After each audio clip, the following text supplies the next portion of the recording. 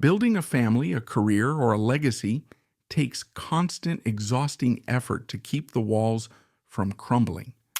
The ancient Egyptians understood this better than anyone in history.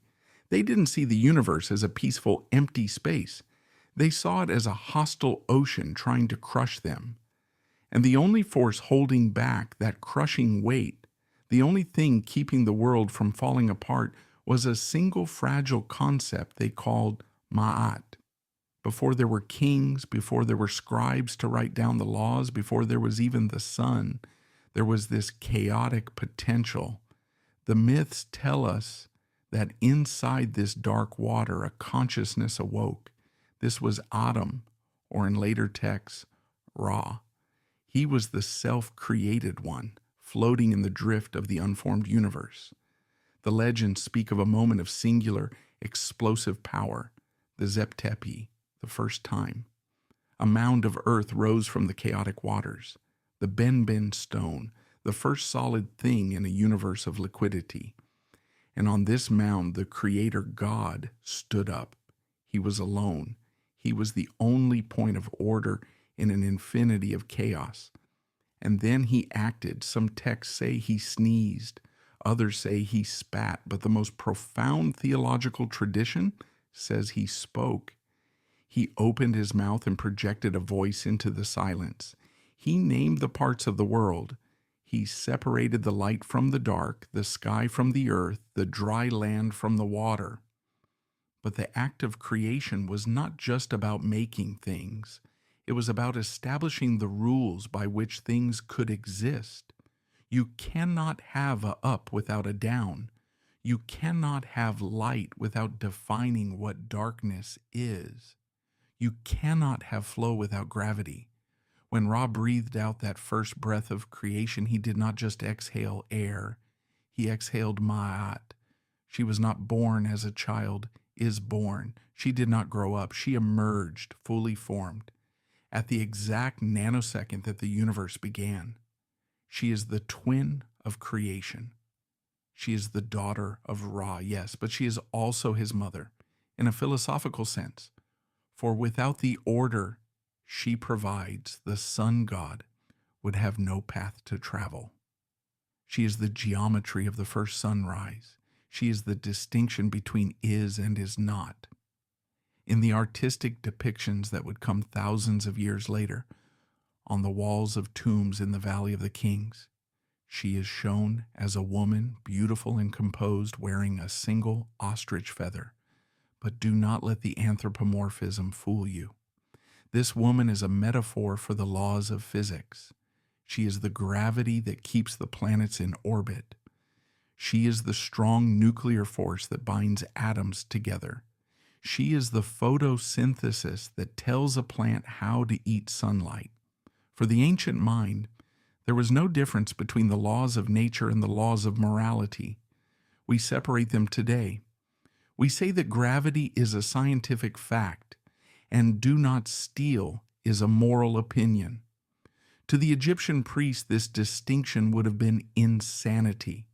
To them, the fact that a stone falls to the ground and the fact that a son should honor his mother were the same fact. They were both Ma'at. They were both the correct, harmonious functioning of the universe. If a stone floated upwards, that was a violation of Ma'at. If a judge took a bribe, that was a violation of Ma'at.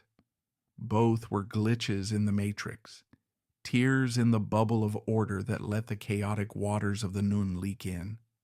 This is why she was feared. Other gods could be bargained with. You could offer extra beer to Sekhmet to stop a plague. You could pray to Bes to protect your children from nightmares. But you cannot bargain with gravity. You cannot negotiate with the sunrise.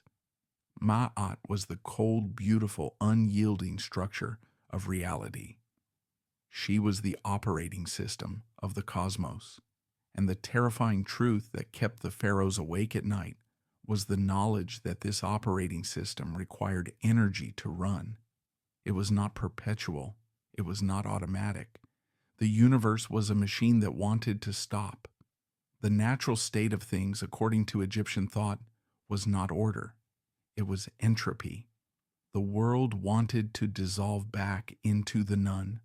The desert wanted to swallow the river. The body wanted to rot. The state wanted to collapse into anarchy.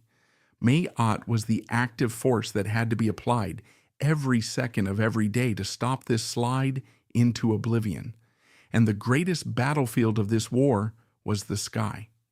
Every morning, the sun god Ra boarded his solar bark, the Manjet. This was not merely a poetic image of the sun crossing the sky. It was a military transport. The sun was the source of all life, the eye of the Creator, the ultimate symbol of Ma'at. If the sun rose, Ma'at was holding. If the sun set, Ma'at was threatened. But the journey was not a simple glide across a blue dome. The sky was the celestial Nile, a winding, treacherous waterway that mirrored the river on earth. And lining the banks of this celestial river were the forces of uncreation. The captain of this boat was not Ra himself. Ra was the battery, the burning core of divine power, often depicted standing inside a protective shrine in the center of the vessel, sometimes in the form of a ram-headed man, symbolizing the setting sun, or a scarab beetle, symbolizing the dawn. The crew consisted of the greatest powers of the pantheon. There was Thoth, the mind of God, the inventor of calculation and writing, standing ready to plot the course. There was Heka, the god of magic, the raw power of words. There was Sia, perception, and Hu, authoritative utterance. But standing at the very prow of the boat, right at the front, looking out into the misty horizon of the coming day, was Ma'at. She stood with her arms spread wide, her wings glistening with the colors of the dawn, turquoise, lapis lazuli, and gold. She did not carry a spear. She did not carry a shield. She was the shield. Her presence at the front of the boat was the deflector field that parted the waters of chaos. She was the course corrector. When the boat listed, she was the balance that righted it. When the fog of the void obscured the way, she was the truth that revealed the path. She was the one who determined the way, the Watan, the true course. And she was watching for the enemy. The enemy had a name, though. To speak it was dangerous. To write it was to give it power, so the scribes would often write it, and then immediately stab the hieroglyphs with knives drawn in ink, or write the name upside down to neutralize its magic. The enemy was Apophis, the great serpent, the world eater. Apophis was not a god. This is a crucial distinction. Seth, the god of storms and violence, was a god. He was chaotic, yes. He was dangerous. He murdered his own brother Osiris, but he was part of the system. He was the necessary violence of the thunderstorm that clears the air. He was within Ma'at, but Apophis was outside. Apophis was the nun incarnate. Apophis was the scream of the void that resented existence. He was a massive coil of darkness, hundreds of miles long, whose only desire was to swallow the solar bark, to eat the sun, and to plunge the world back into the eternal silent water. Every day was a war. As the sun rose in the east, the Egyptians believed that a great victory had just been won. The red of the dawn was not just pretty light, it was the blood of the serpent, wounded and driven back into the shadows. The people would wake up, stretch their limbs, and breathe a sigh of relief, knowing that Ma'at had held for one more rotation. The priests in the temples of Karnak and Heliopolis would perform the ritual of lighting the fire, singing hymns to the rising sun, their voices joining the cosmic effort to lift the solar disk above the horizon. But the battle was never over. As the sun climbed to its zenith and began to descend into the west, the terror returned. The sunset was a funeral. It was Ra dying. It was the boat sinking below the horizon into the Duat, the underworld. The 12 hours of the night were a harrowing gauntlet through the darkest caverns of existence, where the laws of physics were twisted, where the dead resided, and where Apophis was strongest. In the deepest hour of the night, the darkest point before the dawn, the confrontation would happen. The texts describe the sandbanks of the underworld shaking, the water boiling, the hypnotic stare of the serpent attempting to paralyze the crew of the boat. This was the moment where the universe held its breath. If the boat stopped, time would stop. The hearts of all living things would simply cease to beat. The distinct atoms of the world would lose their cohesion and drift apart like smoke in a gale. It was here that Ma'at was most crucial. While Seth stood at the prow to fight the serpent with physical violence, plunging his iron spear into the snake's hide, it was Ma'at who provided the magic that made the victory possible. You cannot defeat a lie with a spear. You can only defeat it with the truth. Apophis was the ultimate lie, the lie that says existence is meaningless, the lie that says chaos is inevitable. Ma'at was the counter-argument. She was the assertion of purpose. Her presence on the boat was the undeniable proof that order was superior to chaos. This cosmic drama playing out in the heavens above and the underworld below was the backdrop against which every single human life in Egypt was lived. It is impossible to overstate how heavy this burden was. When a farmer looked at his field, he didn't just see mud and weed. He saw a small patch of Ma'at that he was responsible for maintaining. When he dug an irrigation ditch, he was imposing order on the chaotic flow of water. He was mimicking the gods. He was acting as a microscopic soldier in the universal war against Apophis. If he was lazy, if he let the ditch clog with silt, if he let the weeds choke the grain, he was not just a bad farmer. He was an agent of Isfet. He was aiding the serpent. He was letting a tiny piece of the world slide back into the none. This creates a profound realization about the Egyptian psyche. They did not see themselves as passive observers of religion. They were active participants in the survival of the universe. The gods were powerful, yes, but they were also needy. Ra needed the voices of the priests to help him rise. The solar boat needed the fuel of human righteousness to keep moving. And the fuel was Ma'at. Every act of kindness, every honest business deal, every loaf of bread given to a hungry neighbor, every brick laid straight in a wall, these were not just social niceties. They were metaphysical energy. They were collected, distilled, and offered up to the heavens to strengthen the goddess who held the sky. The phrase often used was iret Ma'at, doing Ma'at. It was an action verb. You didn't believe in Ma'at, you did Ma'at. And at the top of this pyramid of responsibility, trembling under the weight of the crown, stood the Pharaoh. We look at the gold masks and the giant statues and we see arrogance. We see kings who thought they were gods, but if you look closer into the texts they wrote and the prayers they carved into the bedrock, you see terror. The Pharaoh was the linchpin. He was the bridge between the celestial realm of the solar bark and the muddy reality of the Nile Valley. He was the herdsman of Ma'at. If the Nile failed to flood and the people starved, it was because the Pharaoh had failed to maintain Ma'at. If invaders crossed the borders and burned the villages, it was because the Pharaoh's connection to the goddess had been severed. He was the supreme maintainer of the bubble. His entire legitimacy, his right to rule, his right to breathe, rested on a single, terrifying metric. Could he keep the goddess satisfied? Could he provide enough order to keep the serpent at bay for one more year?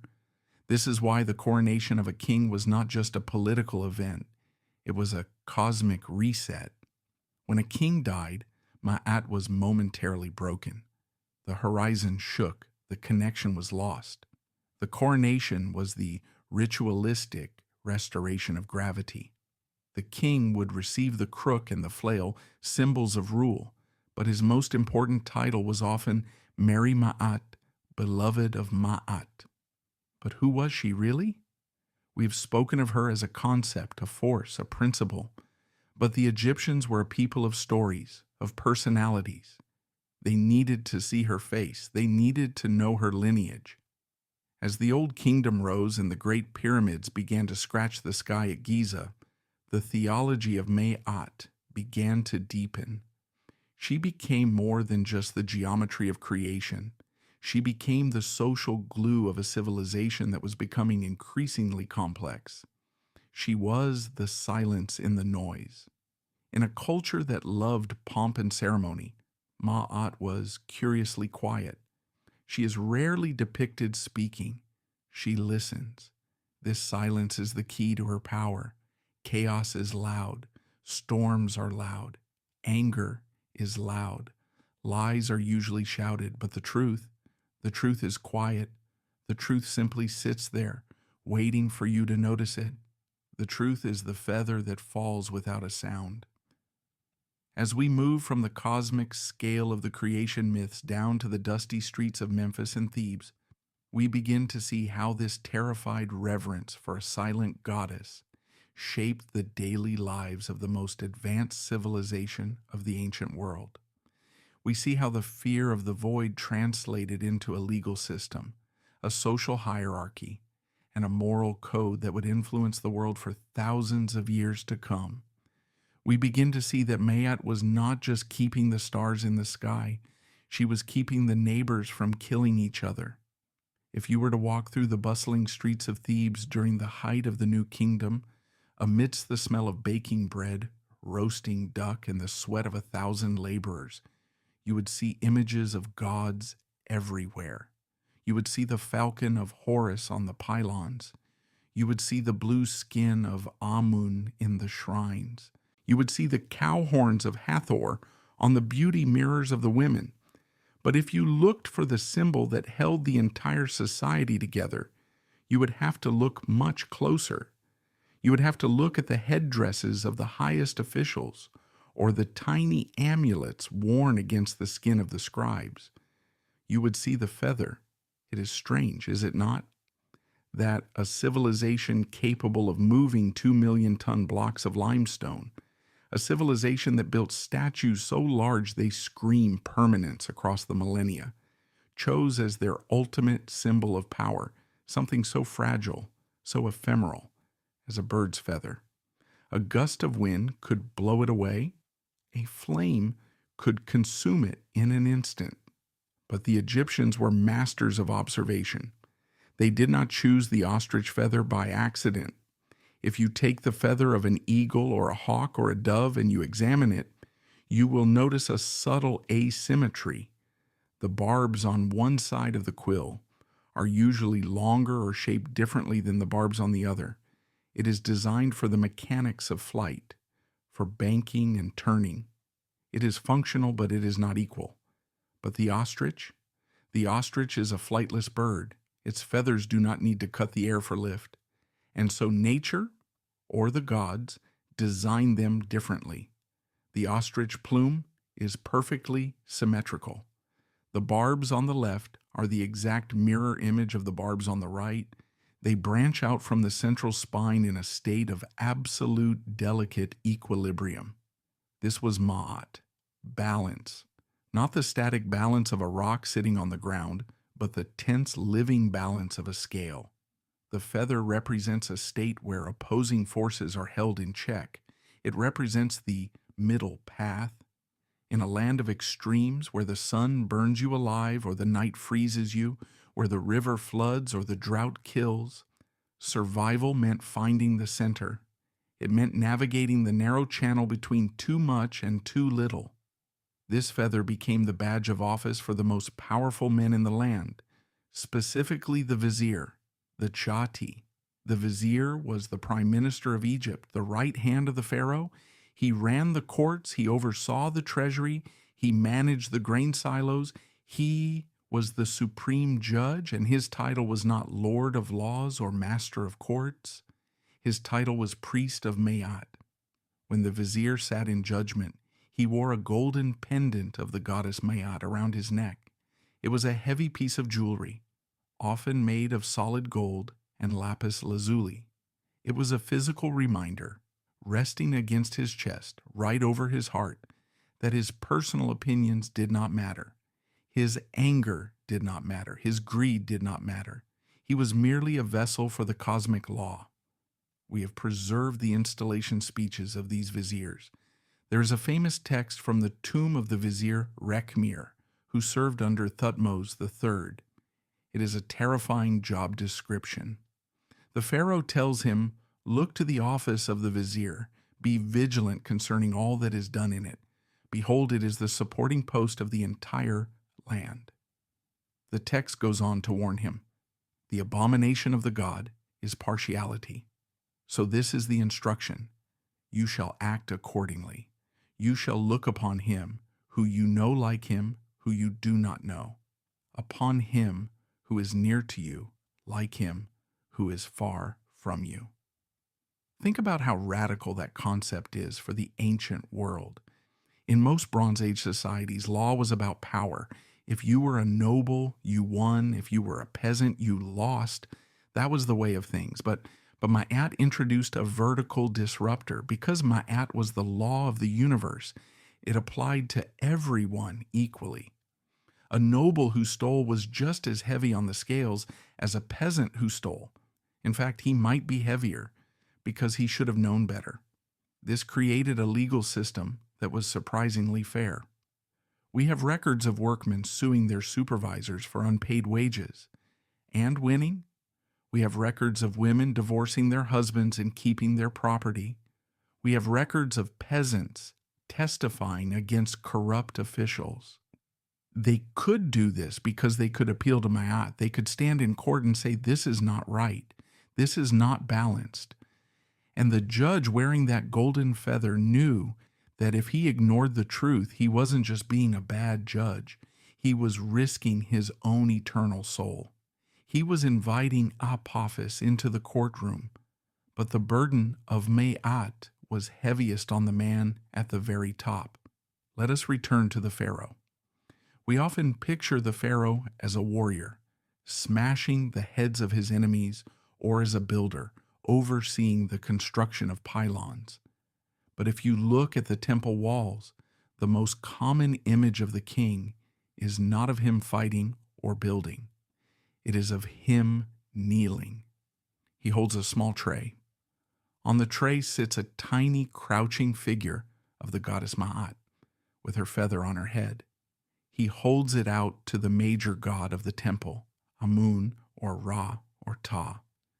The inscription usually reads, "I present to you Ma'at, that you may live upon her."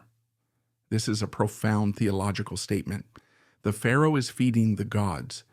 We usually think of gods as self-sufficient, omnipotent beings, but in the Egyptian worldview, the gods needed sustenance, and they didn't eat bread. They didn't drink wine. Those offerings were for the priests and the spirits of the dead. The great cosmic gods consumed truth. They consumed justice. Ma'at was the food of the divine. If the pharaoh ruled unjustly, if he let the irrigation canals crumble, if he let the strong abuse the weak, then he had no Ma'at to offer. The gods would starve.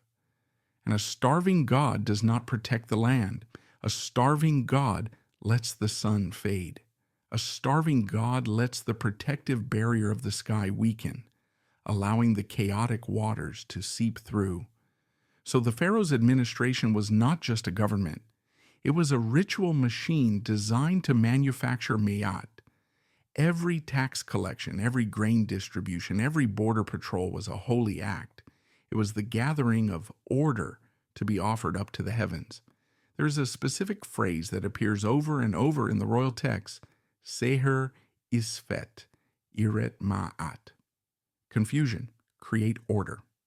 Or more literally, drive out Isfet, do Ma'at. Notice the verb do, Iret. Ma'at is not a noun here. It is not something you have, it is something you do. It is a performance. This performance extended down to the lowliest peasant. The concept of Ma'at trickled down from the stars, through the king, through the vizier, and into the mud brick homes of the farmers. It shaped the Egyptian character in a way that is distinct from their neighbors. The Greeks, for example, loved the tragic hero. They loved the man of passion, of rage, of hubris, Achilles screaming by the ships, Odysseus tricking the Cyclops. But the Egyptians admired a different kind of man. They admired the gur, the silent man. In the wisdom literature, the self-help books of ancient Egypt, fathers advised their sons not to be loud, not to be boastful, not to be hot-tempered. Do not be a man of many words, implies the sage Ptahhotep. Be silent, and you will be happy. Control your heart, restrain your mouth. Why this obsession with self-control? Because unbridled emotion is chaotic. Anger is a storm. Greed is a flood. To be a silent man was to be like Ma'at, composed, balanced, effective, without being noisy. The ideal Egyptian walked through life with a quiet dignity, navigating obstacles like water flowing around a stone, seeking to disturb the equilibrium as little as possible.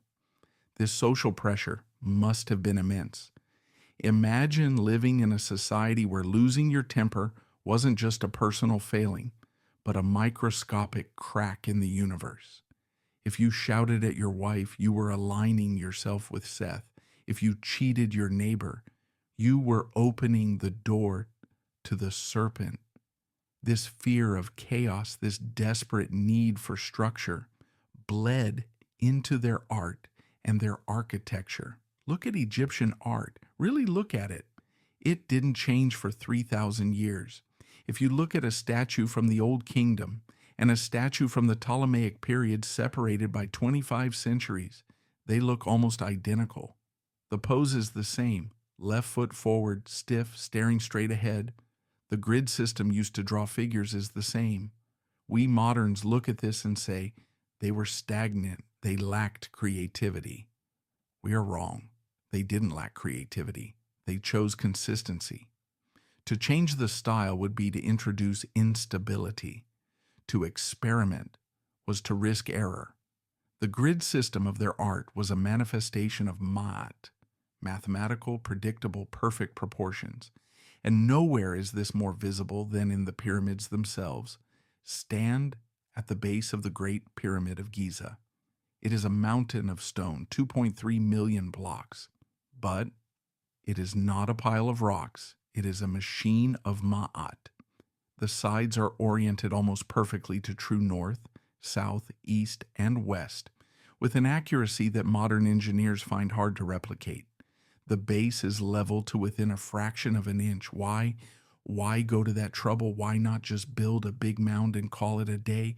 Because the pyramid was a resurrection machine. It was a launch pad for the king's soul to rejoin the stars. And you cannot launch a soul from a platform of chaos. If the angles were wrong, if the orientation was off, the machine wouldn't work.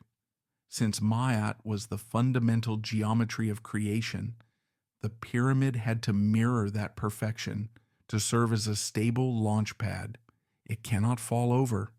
It mimics the Benben, that first mound of creation that rose from the chaotic waters. By building these geometric mountains, the Egyptians were anchoring the earth. They were putting giant paperweights on the map to stop the land from drifting back into the none. But as the centuries wore on, the Egyptians began to realize something terrifying. It wasn't enough to build pyramids. It wasn't enough for the pharaoh to offer Ma'at to the gods. The system had a flaw. The flaw was the human heart. In the Old Kingdom, it was believed that the king alone had the immortality required to join the gods. The common people existed to serve him, and perhaps, if they were lucky, they would serve him in the afterlife too. But as the Old Kingdom collapsed into the First Intermediate Period, a time of civil war, famine, and anarchy, the people saw the pyramids looted. They saw the great kings dug up and their bones thrown on the desert floor. They saw that the stone Ma'at had failed, and so a great democratization of the afterlife began. The idea spread that everyone, not just the king, had a soul. Everyone had a ka and a ba, and everyone would have to face the judgment. Ma'at moved from being a matter of statecraft to a matter of personal salvation. The focus shifted from the stone blocks of the pyramid to the fleshy, beating muscle in the chest, the heart, the ib. The Egyptians believed the heart was the center of everything. It was the brain. They thought the brain was just mucus producing stuffing, which is why they pulled it out through the nose during mummification and threw it away. But the heart was the hard drive. It recorded every thought, every word, every deed. And unlike a modern hard drive, you couldn't delete the files. This brings us to the most intimate and terrifying relationship the Egyptians had with Ma'at. It wasn't the distant goddess in the sky anymore. She was inside you. She was watching. And she was waiting for the moment your heart stopped beating to see what you had really been doing with your life. As the new kingdom dawned, the Book of the Dead, or more accurately, the Book of Coming Forth by Day, became the essential guidebook for navigating this new personal accountability. And in the center of that book, in the most famous vignette of all human history, sits the scale. But before we step into the Hall of Judgment, before we watch the weighing of the soul, we must understand what happened when Ma'at broke. We need to look at the moments in history when the Egyptians believed the goddess had turned her back on them. We need to see the horror of the intermediate periods, where the Nile refused to rise and the sun seemed to dim, because only by seeing the darkness can we understand why they clung so desperately to the light of the feather. To understand the sheer psychological terror of the ancient Egyptians, we must look at the moments when their world actually ended. Historians call these the intermediate periods. It is a dry academic term for eras of absolute apocalypse. Imagine a world where the government collapses, the police vanish, the grocery stores empty, and the electricity grid fails forever. Now add to that a theological certainty that God has abandoned you. That is the first intermediate period following the collapse of the Old Kingdom around 2181 BC. For nearly 1,000 years, the Great Pyramids had stood as proof that the system worked. The king was strong, the Nile flooded, the sun rose, and then quite suddenly the Nile stopped. Climate data tells us there was a massive drought. The floods failed for decades, but to the Egyptians this wasn't climate change, it was the withdrawal of Ma'at. The surface tension of the bubble had snapped. We have a text from this period known as the Admonitions of Ipuwer. It is one of the most haunting pieces of literature ever written. It reads like a report from the end of the world. The sage Ipuwer stands before a weak king and describes a society that has dissolved into Isfet. Lo, the desert claims the land. Towns are ravaged. Upper Egypt is a wasteland. Lo, the river is blood. Men drink from it and reject it as human. Lo, the laws of the judgment hall are cast forth. Men walk upon them in the public streets. Lo, the poor man is full of wealth.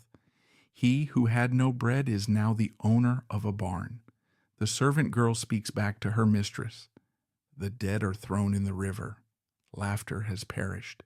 Grief walks the land. Listen to the specific horror in his voice. It isn't just that people are starving. It is that the order is wrong. The servant girl speaks back. The poor man has wealth. To us, that might sound like social mobility or revolution. To Ipuwer, it was a violation of cosmic gravity. The hierarchy was part of Ma'at. If the bottom was on top, the universe was upside down. During these dark centuries, the people learned a hard lesson. They learned that the pharaoh could not save them. The king was mortal. The stone mountains of Giza could be robbed. The state Maat had failed, and in the silence of that failure, a new radical idea began to take root in the Egyptian consciousness. If the king could not maintain Maat for everyone, then everyone had to maintain Maat for themselves. This was the great democratization of the afterlife. It was a spiritual revolution. Previously, only the king had a Ba, a soul capable of traveling between worlds.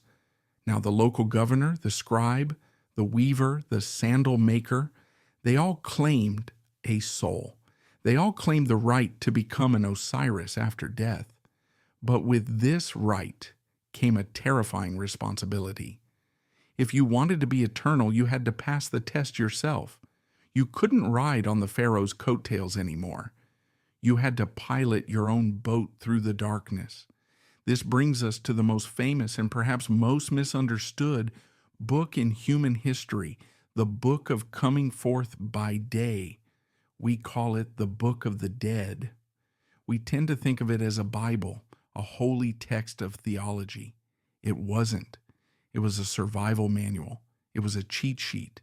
It was a collection of magic spells, passwords, and maps designed to help a confused and terrified soul navigate the obstacle course of the Duat. Because the Egyptian afterlife was not a place of rest, not at first. It was a geography of nightmares. Imagine waking up in your tomb. It is pitch black. You are wrapped in linen. Your organs are in jars. You stand up and you step out of the false door of your tomb, not into the sunlight, but into the twilight zone. The landscape before you is shifting. There are lakes of fire. There are mountains that try to crush you. There are gates guarded by demons with knives for fingers, snakes that breathe poison, and crocodiles that speak in riddles. To pass a gate, you didn't need a key. You needed knowledge. You needed Ma'at. You had to know the name of the demon guarding the door. In Egyptian magic, to know a thing's true name is to have power over it. So the Book of the Dead provided the names. I know you, the soul cries out to the guardian. I know your name. You are the eater of entrails. Let me pass. And the demon would reply, pass. But navigating the geography was only the prelude.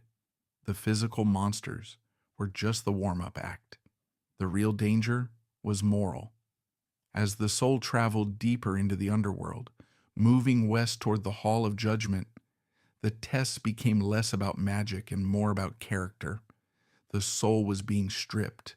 The titles you held in life, governor, priest, general, fell away. Your wealth was left behind in the tomb.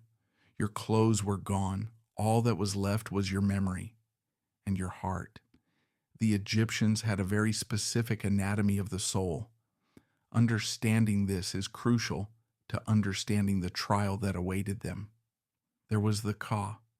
This was your life force, the spark of energy that kept you alive. It stayed in the tomb and needed to be fed with offerings of bread and beer. There was the Ba. This was your personality, your mobility. It was depicted as a bird with your human head. The Ba could fly out of the tomb during the day to watch the world of the living, but it had to return to the mummy at night. And there was the wren, your name. If your name was spoken, you lived. If your name was forgotten or chiseled off your statue, you ceased to exist. But the most dangerous part was the Ib, the heart. The Ib was the witness. It was an independent entity. It wasn't just a pump, it was a recording device. It had a mind of its own. And the greatest fear of the Egyptian was that when the moment of truth came, their own heart would betray them. There is a spell in the Book of the Dead, spell 30b, that was often carved onto a green scarab beetle and placed over the heart of the mummy. It is a desperate plea from the deceased to their own internal organ. O my heart of my mother, O my heart of my mother, O my heart of my different ages, do not stand up as a witness against me. Do not oppose me in the tribunal. Do not be hostile to me in the presence of the keeper of the balance. Think about the psychology of that. You are begging your own conscience to shut up. You are terrified that the part of you that knows the truth, the part that remembers the time you kicked a dog or stole a loaf of bread or looked with lust at your neighbor's wife, will speak out and condemn you. Because Mayat does not care about your excuses. Mayat is the objective reality of what you did. As the soul approaches the Hall of Two Truths, the tension rises, the air gets heavy, the sounds of the demons fade, replaced by a terrible judicial silence. You enter the hall. It is a vast space, the ceiling supported by columns of fire. And lining the walls are 42 gods. These are not the benevolent gods of the temples. These are the assessors of Ma'at. They are the jury, and they are terrifying. Each one represents a specific sin, and each one has a name that tells you exactly what they want. Use of Stride, who comes from Heliopolis. Swallower of Shadows, who comes from the cavern. Breaker of Bones, who comes from Heracleopolis. You must walk past each one of them. You must look them in the eye, and you must address them by name, proving you have the knowledge, and then deny the sin they represent. This is the famous negative confession. It is fascinating to compare this to other religious codes. In the 10 Commandments of the Judeo-Christian tradition, God says, "Thou shalt not." It is a command from above, but in the Egyptian Hall of Judgment, the dynamic is reversed. The God says nothing. The human speaks. The human says, "I have not." It is a declaration of innocence. It is the soul asserting its own ma'at. Hail to you, Wide of Stride. I have not committed evil. Hail to you, Swallower of Shadows. I have not stolen. Hail to you, Eater of Entrails. I have not killed men. Hail to you, Terrible of Face. I have not destroyed food offerings. 42 denials, 42 claims of purity. But were they telling the truth? This is where the scholars debate, and where the humanity of the Egyptians shines through. Did every Egyptian who entered the afterlife really live a sinless life? Of course not. They were human. They argued, they fought, they lied, they cheated. So, was the negative confession a lie? Some Egyptologists argue that the confession was a magical act, not a moral one.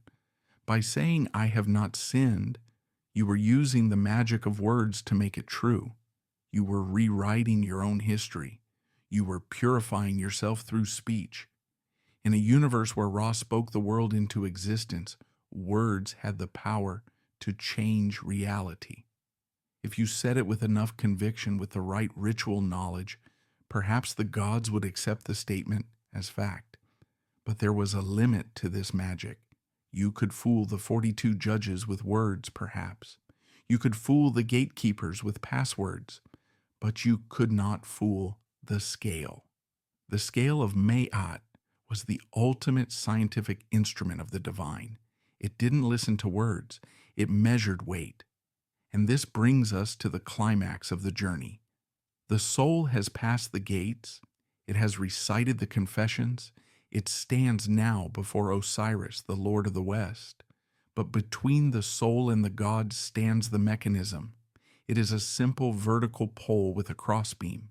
Suspended from the beam are 2 pans. In the left pan, Anubis, the master of embalming, the guardian of the threshold, gently places the pot containing your heart. It looks small, fragile, a piece of dried meat wrapped in linen. In the right pan, the goddess Ma'at places her symbol, the ostrich feather, the feather that weighs nothing. If your heart is light, if you have lived in accordance with Ma'at, if you have fed the hungry and buried the dead and spoken the truth, the pans will balance. The pointer of the scale will stand dead center. You will be declared Me'akeru, true of voice. You will be granted entry into the field of reeds, a paradise that is essentially Egypt, but perfect, where the crops grow tall, the river never dries, and you can drink beer with your ancestors forever. But if your heart is heavy, if it is weighed down by the lead of guilt, the gold of greed, the stone of cruelty, the pan will sink. And waiting beneath the scale, crouched in the shadows, is the creature that even the gods do not speak to, Ammit, the devourer. She is a chimera of the three most dangerous man-eaters in Africa, the head of a crocodile, the forequarters of a lion, the hindquarters of a hippopotamus. She is not evil. She is simply hungry. She is the garbage disposal of the cosmos.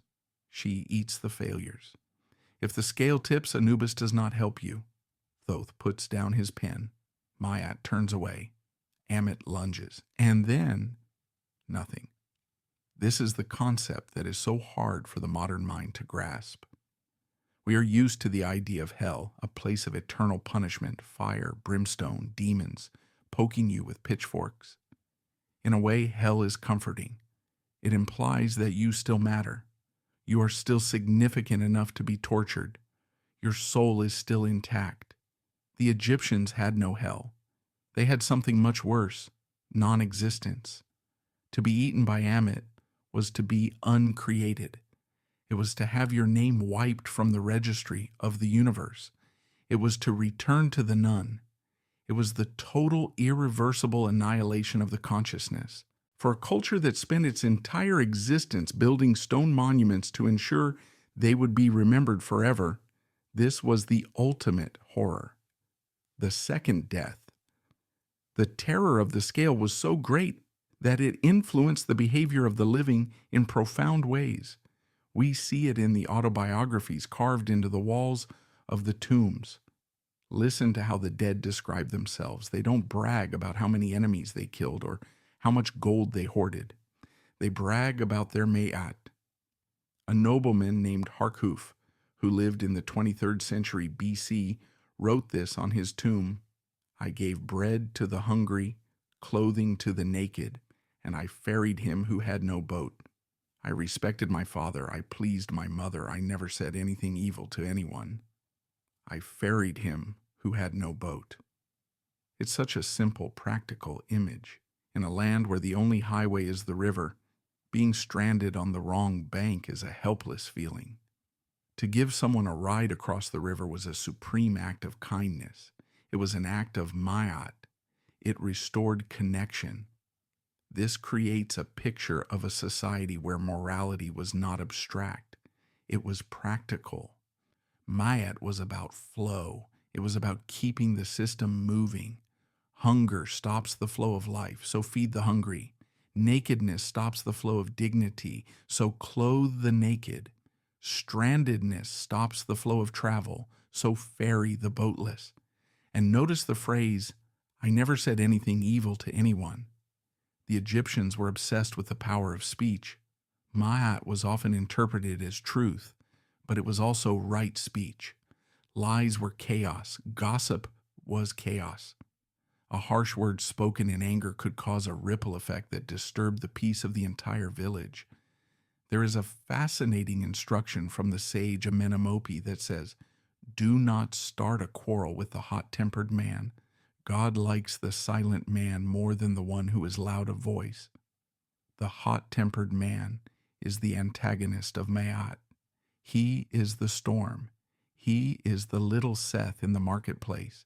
The silent man is the one who controls his heart, who thinks before he speaks, who maintains his internal balance so that he can contribute to the external balance. But as the centuries ground on, this beautiful, terrifying system of moral balance began to face challenges. The world was changing. Foreign empires were rising. The iron weapons of the Hittites and the Assyrians were clashing against the bronze of Egypt. The isolation of the Nile Valley was ending. And with these new influences came new questions. If Mayat rules the world, why do the wicked prosper? If the gods love justice, why was the temple looted? If I lived a good life, why did my child die of fever? We start to see cracks in the absolute confidence of the Egyptian worldview. We start to see a shift From the confident assertions of the Old Kingdom to the pessimistic soul-searching of the later periods, the problem of evil began to haunt the banks of the Nile, and nowhere was this crisis of faith more explosive, more visible, and more dangerous than in the reign of a single king who decided that Ma'at needed to be redefined. A king who looked at the thousands of gods, the obscure rituals, the complex mythology of the afterlife, and said, no. He decided that truth was not a feather. Truth was the light itself. He was Amenhotep IV, but history remembers him as the heretic, Akhenaten, and his attempt to purify Ma'at would almost destroy the civilization he was trying to save. History often paints Akhenaten as the first monotheist, a visionary who saw the light of a single god. But if you ask the priests who lived through his reign, he was not a visionary. He was a criminal. He was the enemy of Akhenaten. And his crime was not just banning the old gods. His crime was stealing Ma'at. To understand this crisis, we must look at how the machinery of the Egyptian state functioned before him. For thousands of years, Ma'at was a decentralized resource. It was in the temples of Amun, Ptah, and Osiris. It was in the village shrines. It was accessible. The king was the chief priest, yes, but he wasn't the only priest. The truth was a shared reality distributed across the pantheon. Amenhotep IV changed all that. When he changed his name to Akhenaten and moved the capital to the virgin desert site of Akhenaten, he didn't just build a new city, he built a new reality. He declared that there was only one God worth worshiping, the Aten, the physical solar disk. Not Ra, the falcon man, not Amun, the hidden one, but the light itself. The sun disk, with hands reaching down holding the Ankh to the nose of the king. And then he took a new title, one that he repeated obsessively on his monuments. Ankh-em-Ma'at. He who lives on truth. This sounds noble, but what did he mean by truth? For centuries, truth meant tradition. It meant doing what your ancestors did. It meant the ideal, the eternal, the unchanging perfection of the feather. Akhenaten looked at that feather and threw it away. To him, truth meant reality. It meant the world as it was in the harsh glare of the sun, stripped of shadow and mystery. You can see this radical shift in the art. Look at a statue of Thutmose III or Rameses II. They are perfect physical specimens, broad shoulders, washboard abs, serene faces. They are not portraits of men. They are portraits of the idea of a king. They are Ma'at-made stone. Now look at Akhenaten. He is strange. He has a long horse-like face. He has a pot belly that hangs over his kilt. He has wide feminine hips and spindly arms. His lips are thick and fleshy. For decades, early Egyptologists thought he suffered from a genetic disease, perhaps Marfan syndrome or Froelich syndrome. They thought he was deformed, but modern scholars suggest something more profound. Akhenaten wasn't deformed. He was a hyper-realist. He was commanding his artist to sculpt him exactly as he looked, flaws and all. Or perhaps he was exaggerating his own strangeness to show that he was distinct from ordinary humans, that he was both male and female, the mother and father of the nation, just as the Aten was the creator of all. Whatever the reason, this was his version of Ma'at. Truth was no longer a cosmic abstraction. Truth was what the king said it was. Truth was the king's own body. This was a terrifying centralization of power. In the old system, if you wanted Ma'at, you could go to the temple of Osiris. You could weigh your heart against the feather. But in Akhenaten's religion, there was no Osiris. There was no weighing of the heart. There was no path to the afterlife except through Akhenaten. He made himself the bottleneck of salvation, The prayers in the tombs at Amarna are not addressed to the gods. They are addressed to the king. I breathe the sweet breath which comes from thy mouth, says one noble to Akhenaten. He had hijacked the cosmic order. He had said, I am Ma'at. And while he sat in his sun-drenched city writing beautiful hymns to the Aten, hymns that sound suspiciously like Psalm 104 in the Bible, speaking of the birds flying and the lions roaring, the rest of Egypt was plunging into darkness. The state Ma'at was crumbling. We have letters from this period, clay tablets known as the Amarna letters. They are desperate diplomatic dispatches from Egypt's vassals in Canaan and Syria. They beg the Pharaoh for help. The Hapiru are plundering the lands of the king. If no archers come this year, all the lands of the king will be lost. Akhenaten largely ignored them. He was too busy worshiping the light to notice the darkness gathering at the borders. He was too busy building his horizon of the Aten to repair the irrigation canals of the Nile. The economy faltered. The temples of Amun, which had been the economic engines of the country, were closed.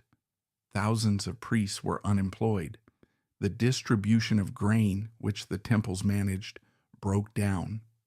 In his obsession with a philosophical truth, Akhenaten had neglected the practical Ma'at, the boring daily grind of administration that kept people fed and safe. He forgot that Ma'at isn't just about light, it's about balance. And a world with only sun and no shade is a desert. When Akhenaten finally died, the backlash was immediate and violent. His son, the boy king Tutankhaten, was placed on the throne. The old advisors, likely guided by the dark eminence Eye and the general Horemheb, immediately steered the ship back to the old harbor. The boy changed his name. Tutankhaten became Tutankhamun, the living image of Amun. They abandoned the city of Amarna. The wind blew through the empty palaces. The sand reclaimed the temples. The name of Akhenaten was hacked out of the stone. He became that criminal of Akhetaten. But the most telling document from this time is the restoration stela of Tutankhamun. It is a public apology. It is a confession that the experiment had failed. Listen to how it describes the state of Egypt after the Amarna period. The land was in distress. The gods had abandoned this land. If an army was sent to Jahi to widen the boundaries of Egypt, it met with no success. If one prayed to a god to seek counsel from him, he would not come. If one made supplication to a goddess, she would not come at all. Their hearts were disgusted in their bodies because they had destroyed what had been made. They had destroyed what had been made. This is the definition of Isfet, uncreation. Akhenaten's attempt to force a new truth had actually broken the connection to the divine. The restoration that followed was not just a return to the status quo, it was a hardening. The Egyptians had been scared. They had seen how fragile their religion was. They had seen how easily a heretic king could turn the world upside down. So, when the general Horemheb took the throne, and after him the Ramesside kings, they established a new, militant form of Ma'at. Ma'at was no longer just a gentle goddess of balance. She became a goddess of law and order. The art becomes stiff and traditional again. The temples become bigger, thicker, more fortress-like. The negative confessions become more codified. The Ramesside pharaohs were obsessed with proving that they were the restorers of order. They covered the walls of Karnak with scenes of themselves smiting the enemies of Egypt. This wasn't just propaganda, it was ritual magic. By depicting the king smashing the head of a chaotic foreigner, they were ritually enacting the defeat of Apophis. They were saying, look, the chaos is under control. We have put the lid back on the box. But Ma'at was evolving in other ways too. She was moving beyond the borders of Egypt. In the 21st year of the reign of Rameses, the second after the stalemate battle of Kadesh against the Hittite Empire, something remarkable happened. The two superpowers of the Bronze Age sat down and wrote a peace treaty. We have copies of this treaty today. One is carved in stone in Karnak, the other is on a clay tablet in Hattusa, Turkey. A copy even hangs in the United Nations building in New York. It is the first non-aggression pact in history. And what is the language they used? Rameses promises to be at peace with Hattusili III. He promises not to invade. He promises to return refugees. This was the application of Ma'at to international relations. For centuries, the Egyptian view was that foreigners were agents of chaos. They were Isfet. You didn't make peace with them, you conquered them. To sign a treaty with a vile Asiatic would have been unthinkable to a king of the Old Kingdom. But Rameses II recognized a new reality. The world was too big to conquer. To maintain order, he had to accept the existence of other powers. He had to expand the umbrella of Ma'at to include brotherhood with a foreign king. It was a pragmatic, mature Ma'at. It was the realization that sometimes keeping the peace is more true than waging eternal war. However, even as Rameses built his colossal statues and celebrated his jubilees, a shadow was lengthening over the Nile. The Bronze Age was ending. The Sea Peoples were coming. The economic systems of the Mediterranean were about to collapse in a catastrophe that would make the fall of the Old Kingdom look like a minor stumble. And in this coming darkness, the common people of Egypt would begin to lose faith in the king's ability to uphold Ma'at. If the pharaoh could not protect the tombs of his ancestors from robbers who were often the very workmen who built the tombs, striking because they hadn't been paid, then what use was he? We enter the era of the tomb robberies, and in the court records of these trials, we hear the voice of Ma'at shifting again. She moves from the temple to the village court. She becomes the desperate plea of the poor against a state that is slowly failing them. We are about to see what happens when the goddess of truth meets the corruption of a dying empire. If you want to see where Ma'at truly lived, not the golden Ma'at of the pharaohs, but the gritty, stubborn Ma'at of the people, you have to leave the great temples and go into the desert hills behind the Valley of the Kings. You have to go to a village called Set Ma'at, the place of truth. Today we call it Der El Medina. This was the village of the workmen, the stonecutters, the draftsmen, the painters who built the royal tombs. They were the middle class of ancient Egypt.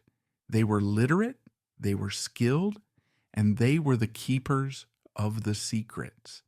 They knew exactly where the gold was hidden. And it is here, in the declining years of the New Kingdom, around 1150 BC, that we see the system begin to crack. We have the records of their daily lives preserved on thousands of limestone flakes called ostraca. We know their names, we know their gossip, we know that a workman named Peneb was a notorious troublemaker who slept with other men's wives and threw stones at people. We know they drank beer, filed lawsuits, and prayed. But in the 29th year of the reign of Rameses III, something unprecedented happened. The rations didn't arrive. The grain delivery from the royal treasury was late. Then it was late again. The scribes at the administration office in Thebes gave excuses. The granaries are empty, they said.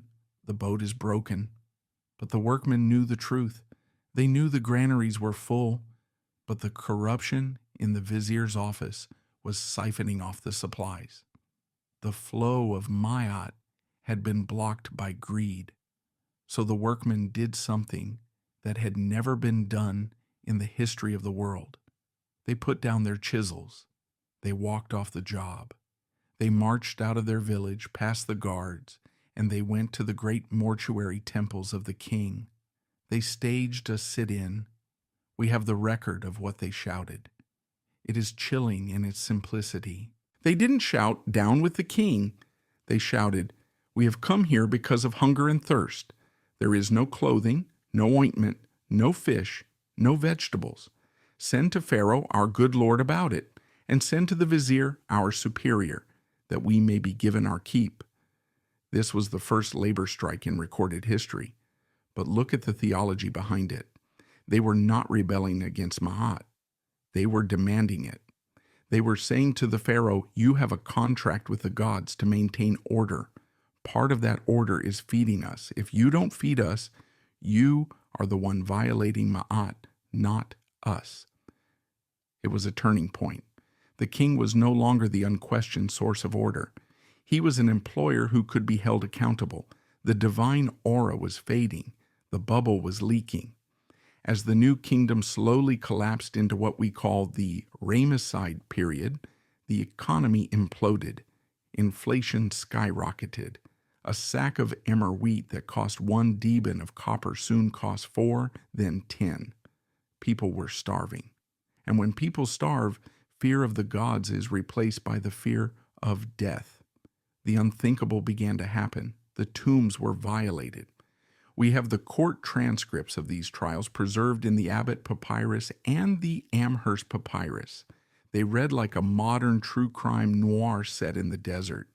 There was a gang of 8 men led by a stonemason named Amon Panfer. They confessed to tunneling into the tomb of Sobekemsaf II. Listen to their confession. Extracted under torture. "We opened the sarcophagi.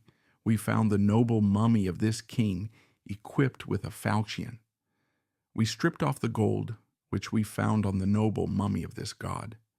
We set fire to their coffins. We stole their furniture. We divided the gold which we found into 8 parts. They burned the king. They stripped the flesh of a god for gold." To an Egyptian of the Old Kingdom, this would have been physically impossible. The magic of the tomb should have struck them dead. The lightning of Ma'at should have incinerated them. But nothing happened. They took the gold. They bought land. They drank wine. This precipitated a crisis of faith that shattered the Egyptian worldview. If you can rob a pharaoh and get away with it, then what is Ma'at? Is it real, or is it just a story the rich tell the poor to keep them in line? The scandal grew worse. It turned out the highest officials in Thebes were in on it. The mayor of West Thebes, Pawera, was accused of covering up the robberies in exchange for a cut of the loot. His rival, Passer, the mayor of East Thebes, tried to expose him. They fought a political battle using investigations as weapons. They manipulated the oracle of Amun. They bribed witnesses. Ma'at, the sacred principle of cosmic truth, had been reduced to a political football. And yet in this era of corruption and cynicism, something beautiful emerged. As the state Ma'at rotted from the head down, a new kind of personal Ma'at began to grow from the bottom up. The common people realized they couldn't rely on the judges or the kings. So they bypassed the system entirely. They went straight to the gods. If you look at the archaeological record from this time, you see a proliferation of a strange type of artifact, the ear stelae. These are small stone tablets carved with images of human ears, sometimes one ear, sometimes dozens, covering the whole surface. They were dedicated to Amun or Ta or Thoth. The inscription usually reads, Amun, who hears the prayer of the poor, or Thoth, who listens to the one who has no protector. This is a radical shift. In the old days, the god was distant. You needed a priest to talk to him. Now the god was the one who hears. The god was a personal savior. Ma'at was internalized. It wasn't about the Nile flooding anymore. It was about the quiet dignity of the individual soul. The silent man became the pious man. God was now seen as the true judge, the only judge who couldn't be bribed. We see this in the masterpiece of literature from this period, the Instruction of Amenemope. This text was written by a scribe for his son, and it had such a profound impact on the ancient world. that large sections of it were copied, almost word for word, into the Hebrew Bible in the book of Proverbs. Amenemope writes, "Do not move the markers on the borders of the fields. Do not be greedy for a cubit of land. Beware of the Lord of all. Better is poverty in the hand of the God than wealth in the storehouse. Better is bread with a happy heart than riches with sorrow." Better is poverty. Think about that. For 2,000 years, the Egyptians had equated Ma'at with success. If you were rich, Ma'at loved you. If you were poor, you had done something wrong. Now, Amenemope is saying the opposite. You can be poor and possess Ma'at. You can be rich and be Isfet. The moral value of a human being had been decoupled from their bank account. This is the birth of the ethical consciousness that would shape Judaism, Christianity, and Islam. It is the realization that justice is not a physical state of affairs, but an internal state of grace. Ma'at had retreated into the heart, but while the philosophers were finding God in the silence, the state was finding chaos in the noise. The new kingdom ended in a whimper. The last Ramesside kings were weak men with short reigns, ruling from a delta capital that was increasingly disconnected from the religious heartland of Thebes. Around 1070 BC, the country simply split in two. In the north, at Tanis, a new dynasty of kings arose, merchants and warlords who looked to the Mediterranean. In the south, at Thebes, the high priests of Amun declared themselves the rulers. The unity of the two lands, the central symbol of Ma'at for 2,000 years, was broken. And in Thebes, the high priests introduced a form of government that was technically a theocracy, but in reality was a superstition. They stopped using written law. They stopped using juries. They began to rule by oracle. When a decision had to be made, should we go to war? Is this man guilty of theft? Who should be the next priest? They would place a statue of the god Amun on a boat and carry it out in a procession. The priest carrying the heavy boat would stumble. If the boat leaned towards the petitioner, the answer was yes. If it leaned away, the answer was no. Imagine the scene. A man's life hangs in the balance. He stands before a wooden statue, and his fate is decided by the muscle twitch of a priest carrying a heavy load in the hot sun. Was it divine intervention, or was it the high priest whispering to the carriers, "Lean left"? Ma'at had become a puppet show. The Egyptians of this third intermediate period tried desperately to hold on to the old ways. They still built coffins. They still copied the Book of the Dead. But the art was crude. The coffins were made of recycled wood plastered over to hide the cracks. The perfect geometry was gone. They were living in the ruins of a dream. And yet, the story of Ma'at was not over. She was about to receive a strange lifeline from the most unexpected place. For centuries, Egypt had been the colonial master of the south, the land of Nubia. They had conquered the Nubians, educated their princes in Egyptian schools, and taught them to worship Amun and Ra. The Nubians had learned the lesson well. In fact, they had learned it better than their teachers. While the Egyptians in the north were drinking wine and letting the temples crumble, the Nubian kings deep in the south looked north with horror. They saw a land of chaos. They saw a land where the priests were corrupt and the kings were weak. They decided that they were the true keepers of Ma'at. And so the Kushite king Pia did what no one expected. He gathered his armies. He marched north, but he didn't march as a conqueror. He marched as a savior. He marched to restore Ma'at to her place. The black pharaohs were coming to save Egypt from itself. It is one of history's greatest ironies. The saviors of Egyptian culture, the men who would fight and die to restore the purity of Ma'at, were the very people the Egyptians had looked down upon for 1,000 years. The Nubians, the Kushites. To the arrogant pharaohs of the past, Nubia was merely a gold mine. It was the land of the bow, a place to be conquered, exploited, and civilized. But while Egypt grew fat and lazy, drifting into the chaos of the Third Intermediate Period, the Nubians in the south were remembering.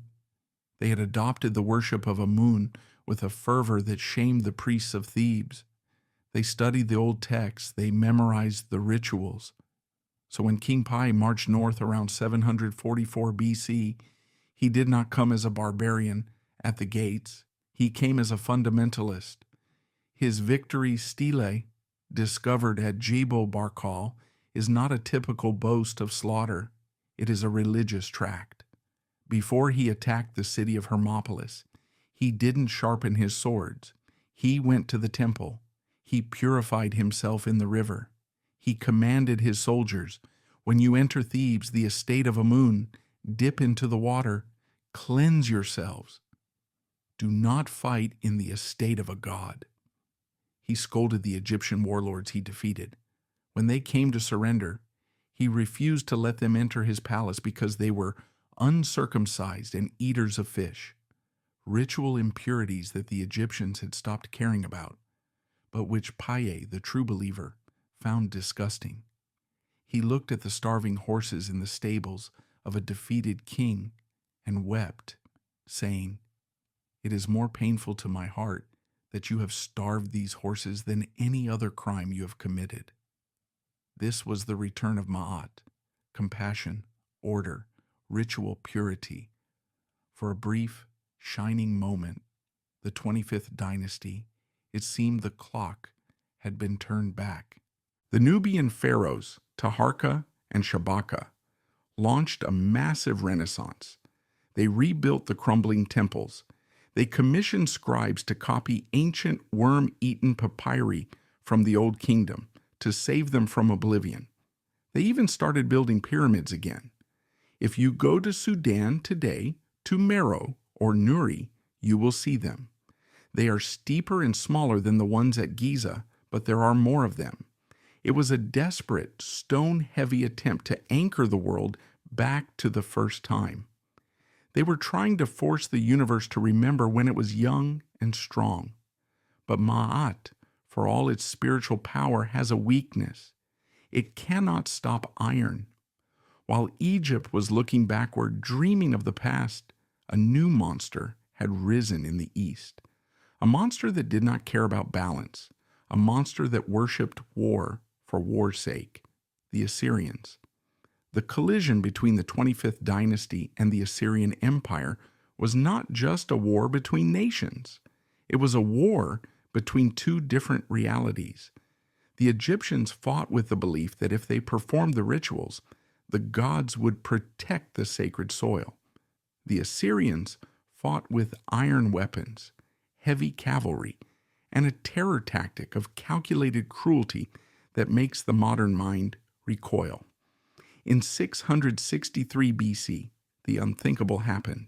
The Assyrian king Ashurbanipal marched on Thebes, the city of Amun, the southern Heliopolis, the spiritual heart of the world. It had stood inviolate for centuries. Its temples were plated with gold. Its obelisks pierced the sky. The Egyptians believed it was the navel of the universe, the place where creation began. The Assyrians sacked it. The biblical prophet Nahum describes the horror with trembling awe. Thebes, situated among the rivers, her young children were dashed to pieces at the top of all the streets. They cast lots for her honorable men, and all her great men were bound in chains. They looted the temples. They stripped the gold electrum from the doors. They smashed the obelisks. They took the statues of the gods and carried them back to Nineveh as hostages. This was the death of the Egyptian soul. The bubble of Ma'at had not just leaked, it had burst. The god Amun had failed to protect his own house. The rituals didn't work. The feather was trampled in the mud under an Assyrian boot. The psychological trauma of this event cannot be overstated. It broke the confidence of the civilization forever. They realized that they were not the center of the world. They were just an old, wealthy, vulnerable nation surrounded by wolves. The Nubians were driven back to the south. The Assyrians eventually left, distracted by their own wars, and a new Egyptian dynasty arose in the north at Sais, the 26th dynasty.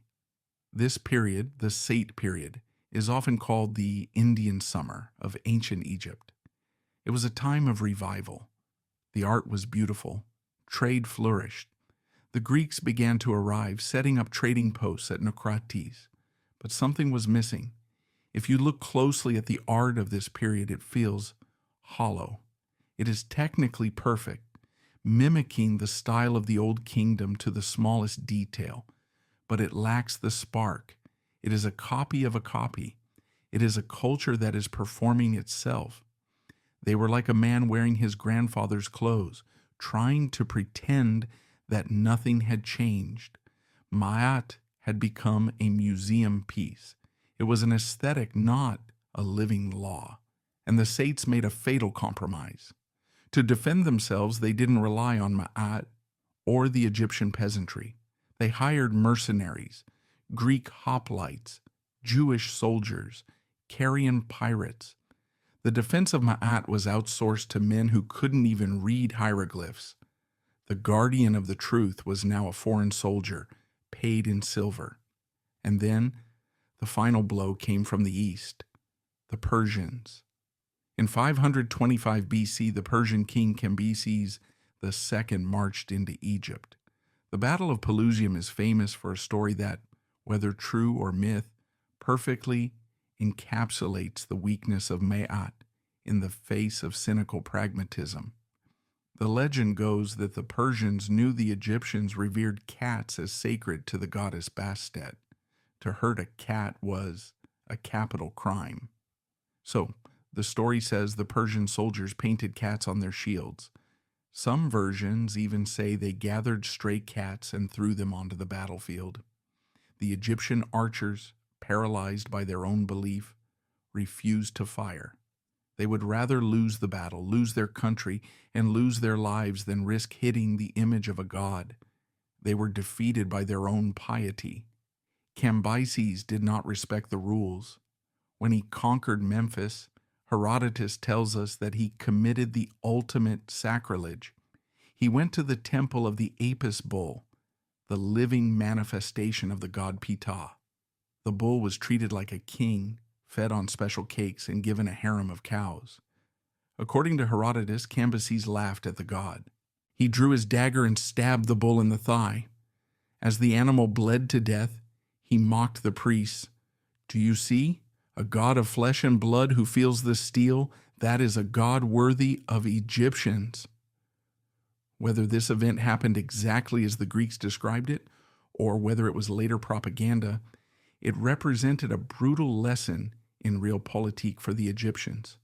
Ma'at, the delicate balance, the feather, could not survive in a world of steel and mockery.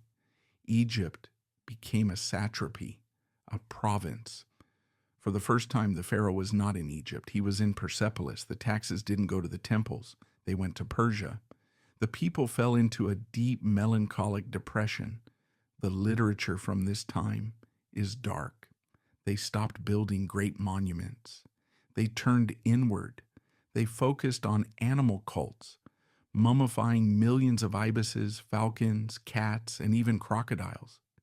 It was a desperate, obsessive attempt to find the divine in the smallest things, since the big things had failed. If the sky was empty, perhaps God was in the cat. We see a rise in apocalyptic literature, the Oracle of the Lamb and the Demotic Chronicle. These texts whisper a new hope. They don't speak of the current king. They speak of a king to come, a Messiah. A king will come from the sun, the text promised. He will drive out the foreigners. He will restore the statues to their places. He will make Ma'at flourish again. They were waiting for a savior. They were waiting for someone to reset the scales. And in 332 BC, they thought they had found him. He came from the west. He was young, golden-haired, and possessed a military genius that seemed godlike.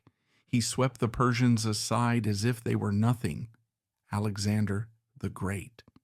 When Alexander arrived in Memphis, he didn't stab the Apis bull. He worshipped it. He offered sacrifices. He respected the priests. The Egyptians were ecstatic. They crowned him pharaoh. They gave him the titles of the 25th dynasty. They called him beloved of Amun. Alexander made a pilgrimage, a dangerous, insane journey across the deep desert to the Siwa oasis, to consult the oracle of Amun. No one knows exactly what the oracle told him in the darkness of that temple, but when Alexander came out, he was changed. He believed he was the son of Zeus Amun. He believed he was the legitimate heir to the pharaohs. He laid out the plans for a new city on the coast, Alexandria. It was to be the new capital of the world, a city of light, of learning, of marble and stone. But it was not an Egyptian city. It was a Greek city facing the sea, turning its back on the Nile. And this marked the final strange mutation of Maat. When Alexander died and his general Ptolemy took over, starting the Ptolemaic dynasty, Egypt entered a bizarre schizophrenia. On the surface, Maat was everywhere. The Ptolemies, who were Macedonian Greeks and never learned to speak Egyptian, spent absolute fortunes rebuilding the Egyptian temples. Go to Edfu today. Go to Dendera. Go to Philae. Those massive, perfectly preserved temples. They aren't from the time of Rameses. They were built by guys named Ptolemy, who drank wine and read Homer. They played the part perfectly. They carved themselves on the walls, offering Maat to the gods. They wore the double crown, but it was a transaction, a cold political deal. The Ptolemies gave the priests money and tax breaks. In exchange, the priests told the people that the Ptolemies were gods. Inside the temples, the priests continued the ancient rituals. They kept the flame of Maat burning in the sanctuary. But outside the walls, the world had changed. The law of the land was now Greek law. The language of administration was Greek. If you wanted to get ahead, you had to become a Hellene. Maat was no longer the law of the state. She was native custom. She was the private religion of the conquered. The goddess had retreated into the shadows of the sanctuary. The state Maat was dead. The cosmic Maat was debated by Greek philosophers in the Library of Alexandria, who turned her into an allegory for Logos. But the personal Maat, the humble weighing of the heart, the kindness to the poor, the silence, that survived. It survived in the hearts of the fellahin, the peasants working the mud, who watched the Greek ships sail by and knew deep down that the new masters didn't understand the river. They knew that one day the Greeks would go, just as the Persians had gone, just as the Assyrians had gone. The death of the Egyptian gods did not happen with a bang, but like a candle fading in a closed room. When Christianity arrived in Alexandria, the Egyptians embraced it not as a rejection of their history, but as a translation of it. The story of a dying and rising god echoed Osiris. The Divine Mother mirrored Isis, and the Ankh evolved into the Coptic cross. Yet while the symbols morphed, the cosmic machinery of the pharaonic state was dismantled. When Emperor Theodosius outlawed the old ways in 391 AD and mobs destroyed the Serapeum, the people held their breath, waiting for the sky to fall or the Nile to stop flowing. But the sun rose and the river flowed. In that silence, they realized the ancient contract was broken and the gods had vacated the stone. However, on the remote island of Philae, the old world held on for 2 more centuries. It was here, on August 24th, 394 AD, that a priest named Esmet Akom carved the very last hieroglyphic inscription, standing as the last soldier against the forgetfulness of time. He was likely the last man on earth capable of reading the language of the gods And when he passed, a silence of 1,400 years descended upon Egyptian history. When the soldiers of Emperor Justinian finally violated the sanctuary in 537 AD and hauled the statues away, the bubble of order that had been inflated at the beginning of time finally popped, marking the definitive end of the ancient world. Ma'at, the concept of truth and cosmic order, did not die. She went undercover, migrating from the temples of the Nile to the courtrooms of the modern world. She survives today in the scales held by Lady Justice and in the concept of natural law. The ancient Egyptians understood the fundamental truth that entropy is the enemy and that civilization requires a daily, exhausting input of energy to survive. Ma'at is no longer a goddess in a statue, but a verb. She exists every time we tell the truth or resist chaos. We remain the herdsmen of Ma'at, charged with the never-ending duty of fighting for balance in a fragile universe.